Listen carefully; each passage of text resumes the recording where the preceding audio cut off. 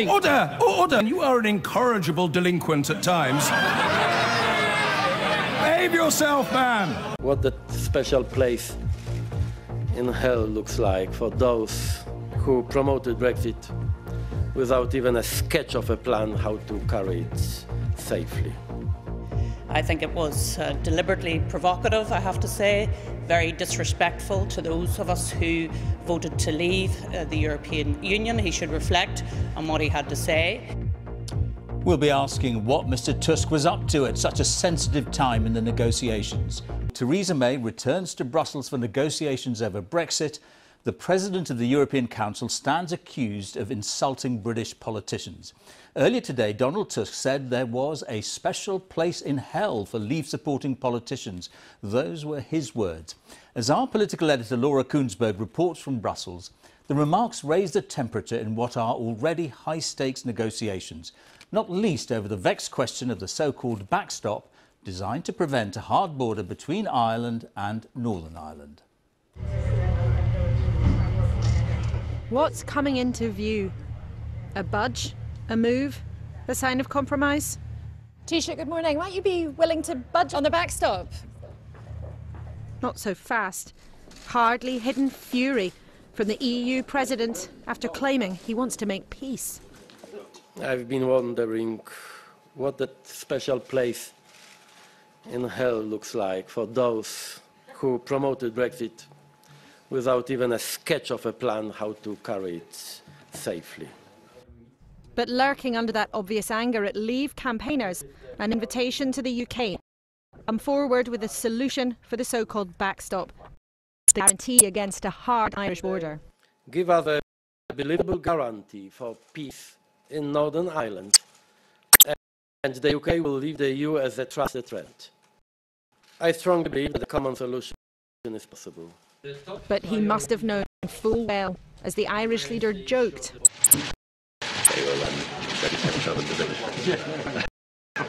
there'd be terrible trouble over his condemnation of the Brexit campaign. You bet there was. I hope I'm not going to hell, but if I ever do, that is a decision for the Lord Almighty and not for the President of the European Council. The man has no manners. I think it's extremely regrettable, not at all helpful, but it's a matter for him. They thought they had skewered on their trident in the form of the withdrawal agreement. That has now been voted down by Parliament, and now the EU are facing the 29th of March, and the Prime Minister ought to capitalise on that frustration.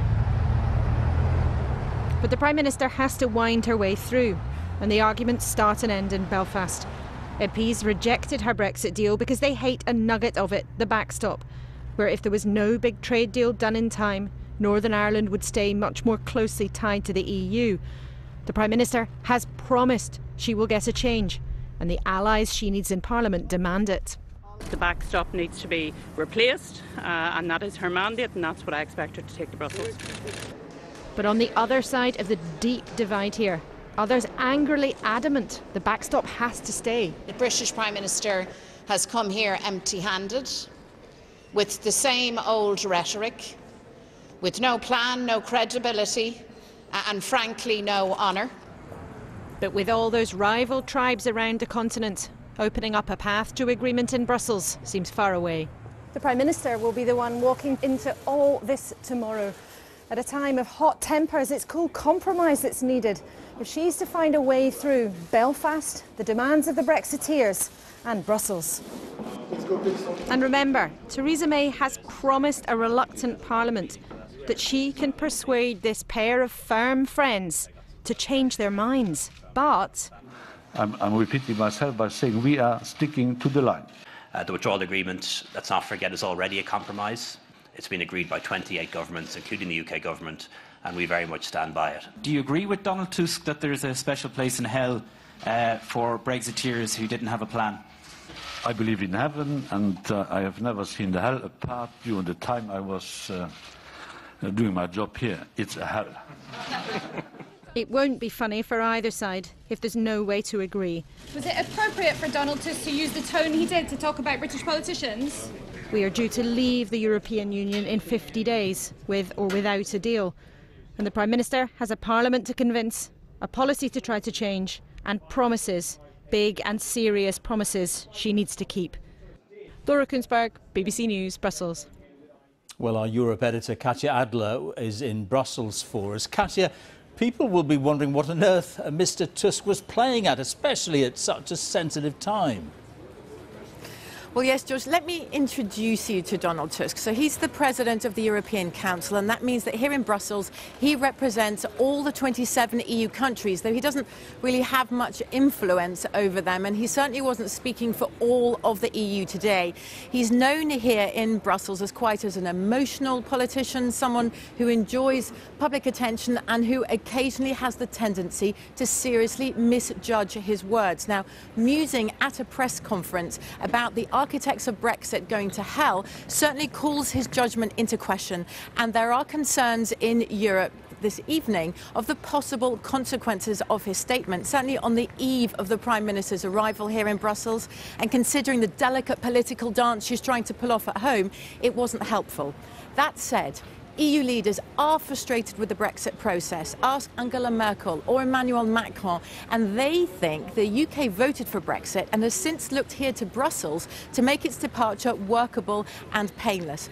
But, George, they are absolutely committed to try and find a Brexit agreement because the alternative would be costly for them politically and economically. So those inflammatory comments of Donald Tusk aside, the intended EU message to the Prime Minister tonight ahead of her arrival here in Brussels is our doors are open and we're in listening mode, but there is already a negotiated Brexit deal on the table.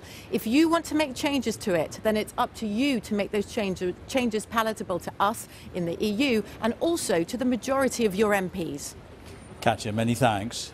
There were some extraordinarily damning words from the European Council President Donald Tusk today as he attacked those who'd promoted Brexit. Speaking ahead of Theresa May's visit to Brussels on Friday, he said there was a special place in hell for those who'd pushed to leave with no plan in place. And even more worrying for Mrs May, he insisted the so-called Northern Irish backstop is here to stay. Now, the President's comments were met with anger by pro-Brexit MPs. Others demanded an apology. We'll get more on that in just a moment. But first, from Brussels, here's our Europe editor, James Mates. Getting to Brussels a day ahead of Theresa May, determined to shore up Dublin's position here, Ireland's Prime Minister Leo Varadkar, it seems, need not have worried. From the first, his meeting with Council President Donald Tusk made it quite clear no one is going to pull the rug from under the Irish government. The guarantee there can never be a hard border on the island of Ireland, the so-called backstop, has solid support here. And as he outlined Brussels' planning for a no-deal Brexit, Tusk dispensed with the diplomatic niceties and got this off his chest. A sense of responsibility also tells us to prepare for a possible fiasco. The Taoiseach and I have spoken about the necessary actions in case of no deal. By the way, I've been wondering what that special place in hell looks like for those who promoted Brexit without even a sketch of a plan how to carry it safely. The object of his anger was Brexiters who don't have a plan, rather than Brexiters in general. But even so, Leo Varadkar's immediate reaction, picked up on the microphones, was surely right. This was going to mean trouble.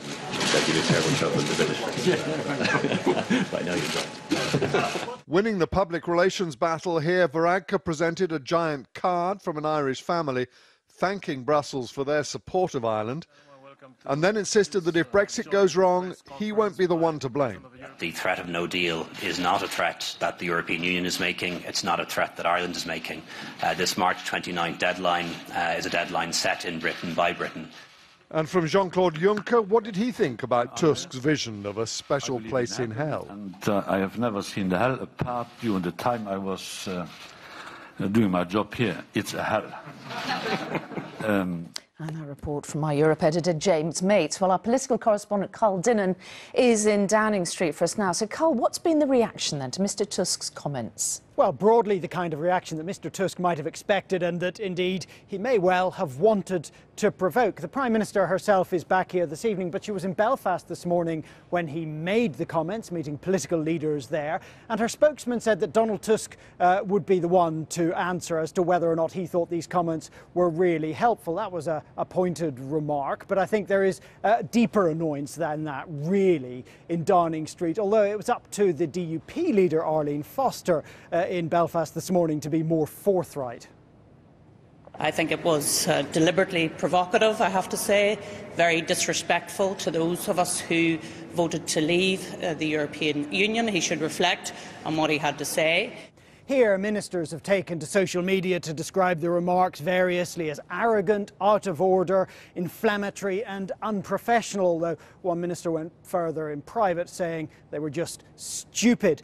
Other people here had been wondering what Donald Tusk was really up to with these remarks that did seem to have been written down in front of him, that did seem to be pre-prepared. Was it some sort of distraction technique from something else, or was he trying to position himself ahead of meeting the Prime Minister herself in Brussels tomorrow? Or was it really that the European Council President, as he has sometimes in the past, let his emotions run away with him?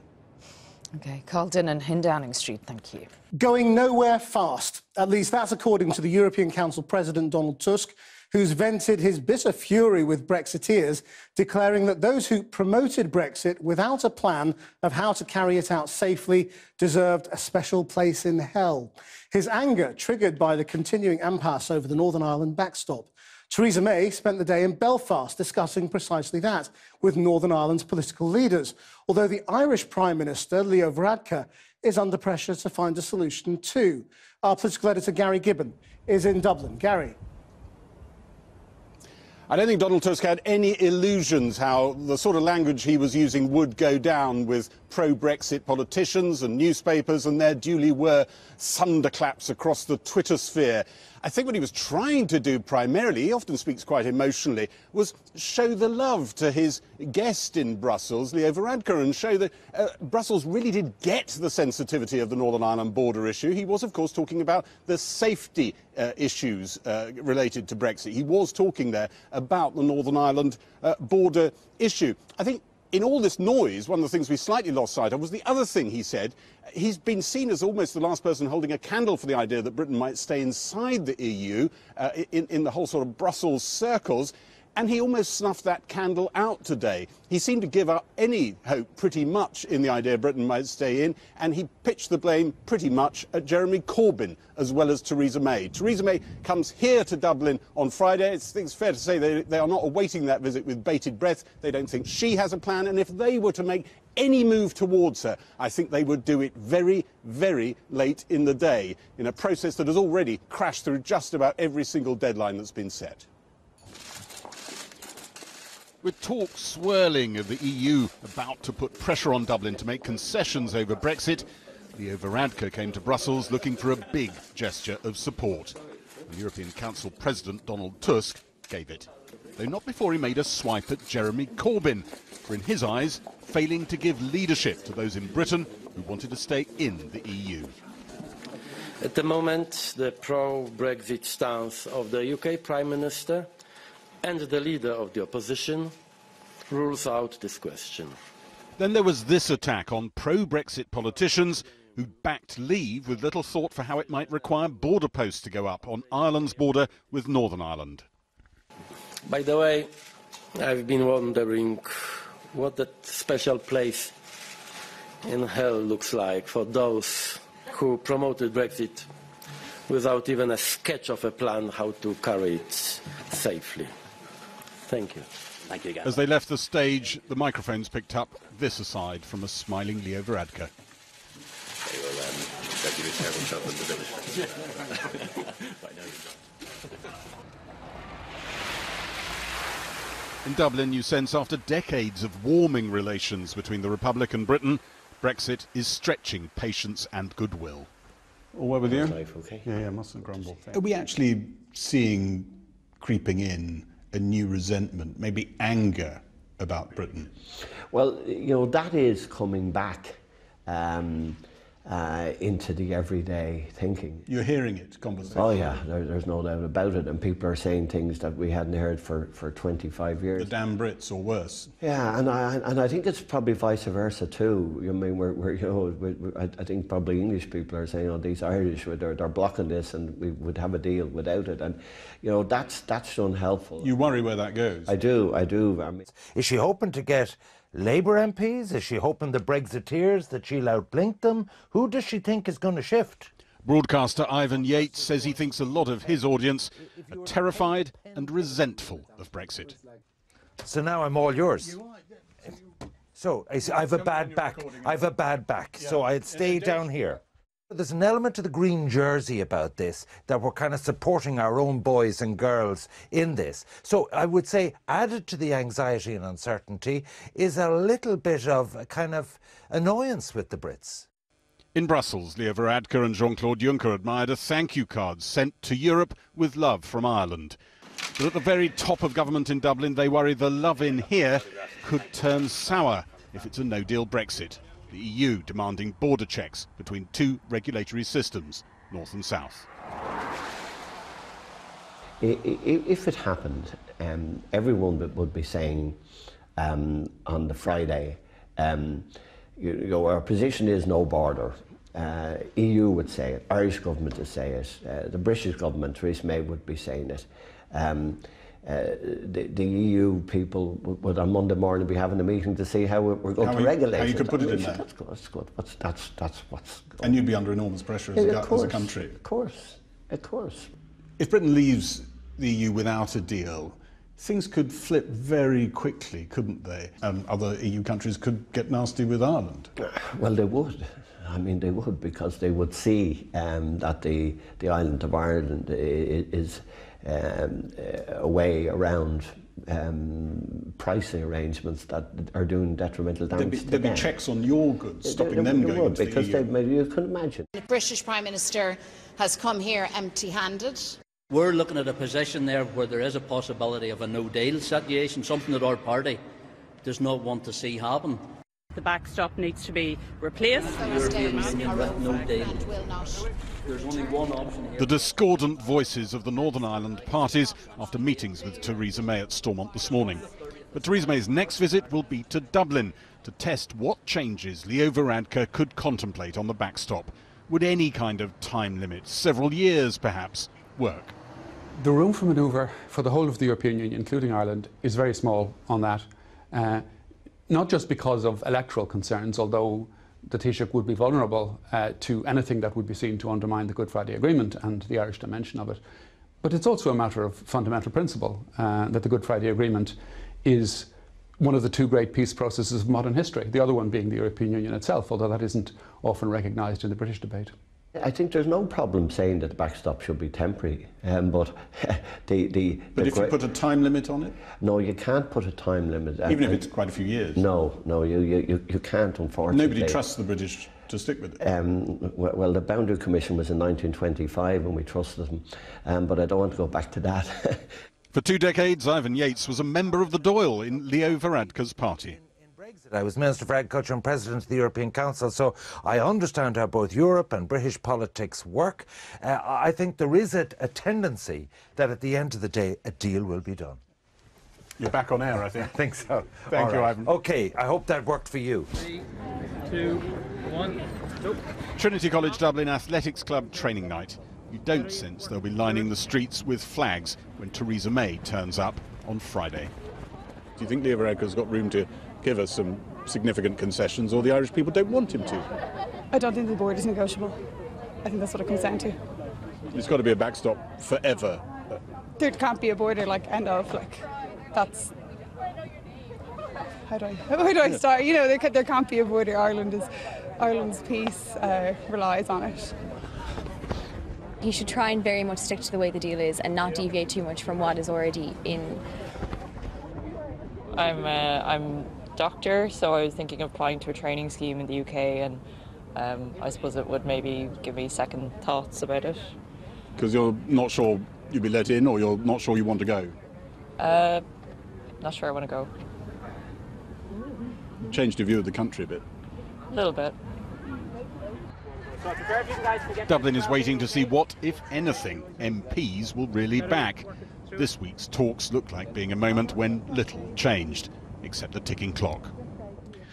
Well, one Brexiteer MP, Peter Bone, was so offended by Donald Tusk's comments, he raised a point of order in the House of Commons to complain. This was the Speaker, John Bercow's response.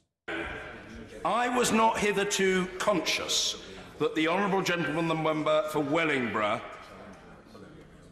was notably sensitive, that he was in any sense a delicate flower.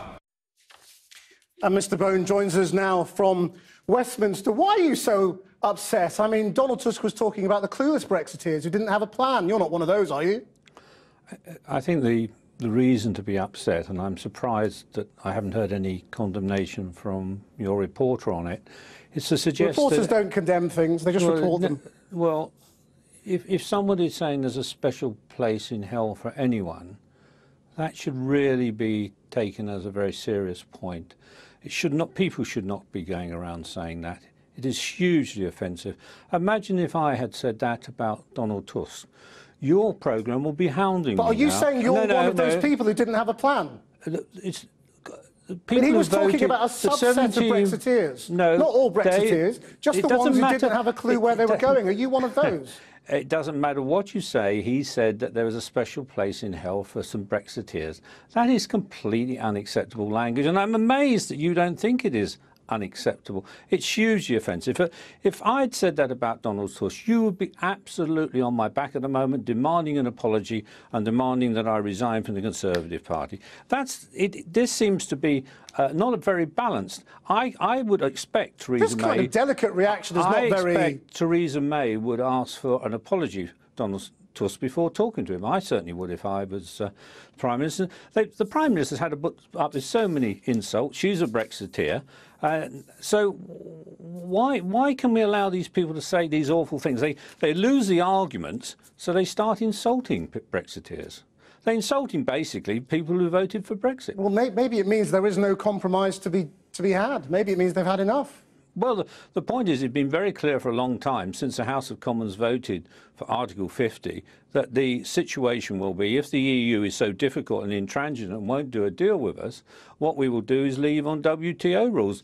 I was at a committee meeting in the House today with the minister responsible for no deal, and he said everything's on course and we'll be in perfect order to leave on the 29th of March with no deal if the European Union doesn't. So you're not going to cave in at the last minute? It's not about caving in. The Prime Minister's gone back to Brussels. She knows the House of Commons has said, and she voted for this position, that the backstop has to be replaced. If they don't want to replace the backstop and they don't want to negotiate with Theresa May, then the result will be coming out on a WTO basis. Peter Bone, thank you very much indeed for joining us. Thanks.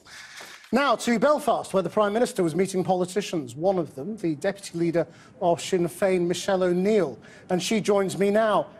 Donald Tusk's words are a bit of a gift, aren't they? I mean, to the British side. I mean, they are offensive to some. Well, good evening. Pleasure to talk to you this evening. I think Donald Tusk's comments reflect the exasperation right across the EU. I think his words were very dramatic, but I think the situation itself is fairly dramatic. It's very dramatic. It's catastrophic, actually, for the people here who live on this island. Theresa May has been in Belfast since yesterday. She set out a very elaborate speech yesterday that was full of rhetoric, that was strong words in terms of protections of the Good Friday Agreement, but yet nothing new, not one iota of difference did we hear from the British Prime Minister as to how she is going to prevent a hard border here on the island of Ireland. What did you say to her? Well, it was a very frank, direct and robust exchange which we had. Clearly we are at this crunch point now where in just over 6 weeks' time it looks more and more likely that there's going to be a crash-out Brexit. None of us want that. We certainly do not want to see that. But this Prime Minister and her team negotiated a withdrawal agreement. They negotiated a backstop. And the backstop is the insurance policy which we, the citizens here, have. Because remember, we did not vote for Brexit. We do not want to leave the EU. So in all of this mess, the only guarantee that we have for the people here is the actual backstop. Robust and frank sounds like you had an argument. What did you actually say to each other? All of that. This Prime Minister, the British government, is one of the co-guarantors of the Good Friday Agreement. This is our peace agreement that has been 21 years in the making, that has been so hard won to actually get us to this point. And I think that they're running roughshod. This government is running roughshod over that peace agreement. That cannot be tolerated. So the exchange which we had with Theresa May today and with Karen Bradley was very, very clear in saying the backstop cannot be renegotiated. The withdrawal agreement as it stands is primitive in its effect. However, it is the least worst option for the people here. But you know, so that backstop can't be renegotiated. Some people are saying, but you've got to give something. If you don't give something, you strengthen the hand for no deal. You know, you rub people up the way we just heard Peter Bone there, you know, the Conservative MP saying, well, you know, this is outrageous and, you know, if it's no deal, it's no deal. But Brexit is a British issue. It was born by the Tories. It was conceived by the Tories, supported ably by the DUP. The Good Friday Agreement is our peace agreement, and I am interested in protecting Irish interests. If the British people wish to leave the EU, I wish them the very, very best. But the Irish people didn't vote for it. We did not vote to leave the EU. So in all of this mess, what we have set out clearly is the need to protect the Good Friday Agreement. There cannot be any return to a hard border, and the only way in which to do that is actually to have the backstop in place. It is the insurance policy, it's the bottom line, it's the only guarantee which we have. People here, I think, have lost all credibility and any credibility whatsoever in this British government in negotiating Brexit. Irish interests were not considered. If everything breaks down and we are staring at a hard Brexit, a no-deal Brexit at the end of March, I mean, your position is that you want an all-Ireland referendum, isn't it? I mean, so when do you want that to happen? Well, let's be very clear. We're Irish Republicans. We will always articulate the case for a unity referendum, and that will be part and parcel. It's not dependent on Brexit. However, but when? In the event of a crash-out, then it's absolutely incumbent upon the British government and the Irish government to work together to bring about that unity referendum. That's what's built into the heart of the Good Friday Agreement, the principle of consent. The jeopardy that's going to be caused to this island... Do you mean before Brexit or after? After, in the event of a Brexit, in the event of a crash-out, which is looking increasingly likely, I think that it is incumbent upon this government to put the question to the people. That's what's written into the Good Friday Agreement. It'll be the people in this island who will decide their future. The jeopardy to the economy, the jeopardy to prosperity, the jeopardy to the peace process is very real. Thank you very much indeed for joining us. Thank you. Now, a group of Brexiteers have launched their proposals for a free trade agreement between the UK and EU, claiming it would produce the most advanced and liberalising conditions ever seen. The document, under the slogan "A Better Deal," sets out a range of proposals with the aim of reducing trade and regulatory barriers. It calls for the UK and EU to recognise each other's regulations, agree rules on competition, state aid and subsidies for business, and for both sides to follow each other's labour and environmental standards. So, is it realistic or pie in the sky? Earlier, I spoke to one of the authors of the proposed deal, the lawyer and lobbyist Shankar Singham, who's become a trade guru for Brexiteers, and David Hennig, UK director of the think tank, the European Centre for International Political Economy, and a former British trade official. I started by asking David Hennig what he thought was wrong with Shankar Singham's proposed free trade agreement. It takes lots of text that is good trade policy text, but it isn't in the way that we're going to negotiate an agreement. We need to find out what UK business wants, what the EU are prepared to accept, and create a win-win situation for both sides where we get some of what we want and, crucially, it works for UK business. But this suggests no tariffs, no problem with changing regulations when we want to. What would British business have a problem with? More importantly, it's unlikely the EU would give us this. So when do we have to make a choice? What choices do we make? It's great, the idea that cars can be tested in the UK, financial services, we can have the passport that you already get. The EU has never given these to anybody. What's our choice? What would the European Union's approach be regarding the Northern Ireland border and this proposed agreement? I don't think there's enough here on the Northern Irish border. I think that they would say that, you know, the regulatory alignment is not, if we're not going to be in regulatory alignment, and there are going to be rules of origin to check that our goods are properly made in the UK, and we need to check that, they would say, you're not doing enough here to prevent the need for border infrastructure in Ireland. So what would you say is the overall contribution to publications like this one today, to the Brexit debate? It provides an idea for what could be in a trade agreement, but the big downside is it makes it all look like it's going to be easy. Isn't the whole point of leaving the EU that Britain goes its own way, does something radically different? This is the kind of agreement that gives us that possibility. We need to negotiate an agreement, and yeah, we have to make those choices. Are we going to make that choice to put up more barriers to our trade with the EU and to say have less barriers to trade with the US? Or are we going to say, no, it's really important that we keep really close trading relations with the EU, And if that comes at the cost of a US trade deal, then so be it. But that's the choice that we have to make. We need to move away from this idea that we can have our cake and eat it, as the phrase goes. David Hanley, thank you very much.